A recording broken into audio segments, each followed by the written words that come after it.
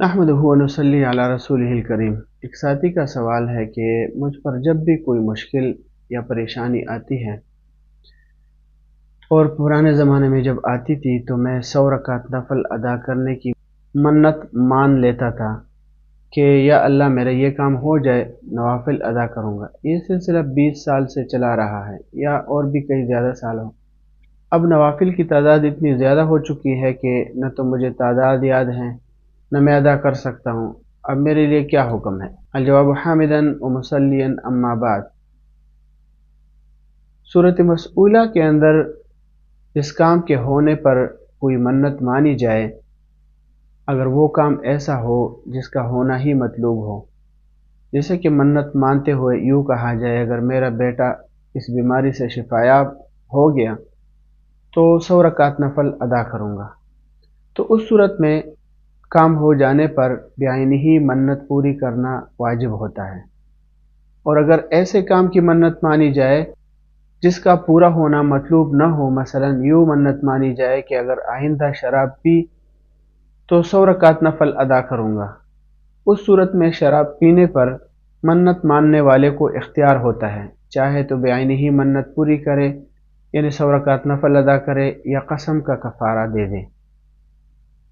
تو لہٰذا سورۃ مسئولہ میں جس کام کے ہونے پر آپ کے 100 رکعت نفل ادا کرنے کی منت مان لیتے تھے، اگر وہ دونوں قسم کے کاموں میں سے پہلی قسم کا کام تھا یعنی جس کا ہونا مطلوب تھا، تو آپ پر بعینہ ہی منت پوری کرنا یعنی نوافل ادا کرنا واجب ہے۔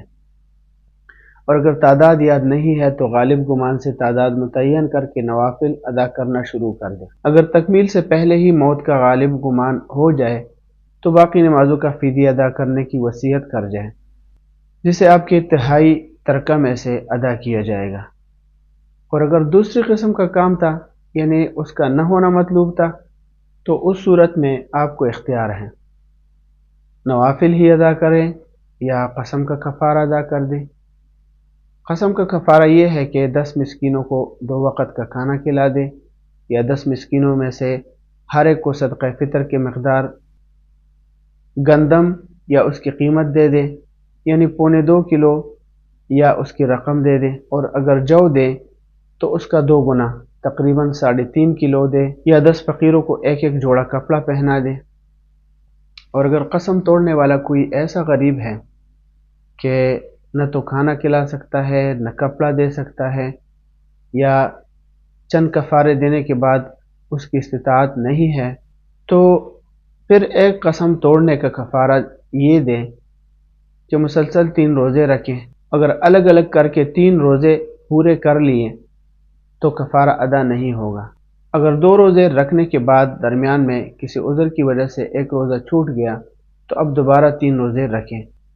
تو اس کی مزید تفصیل کے لیے آپ فتح القدیر کے اندر دیکھ سکتے ہیں، جلد نمبر 5 صفحہ نمبر 92، 93، 94، کتاب الایمان فصل فی الکفارۃ، دارالفکر بیروت۔ جیسے اس کے اندر ذکر ہے وَإِنْ عَلَقَ النَّذْرَ بِشَرْطٍ فَوَجَدَ الشَّرْطَ فَعَلَيْهِ الْوَفَاءُ بِنَفْسِ النَّذْرِ، تو یہ اس کے اندر لکھا ہوا ہے، آپ وہاں پر دیکھ سکتے ہیں۔ اسی طرح حاشیہ ابن عابدین جلد نمبر 3 صفحہ نمبر 738 کتاب الایمان کے اندر، وَمَا عَلَيْنَا إِلَّا الْبَلَاغُ۔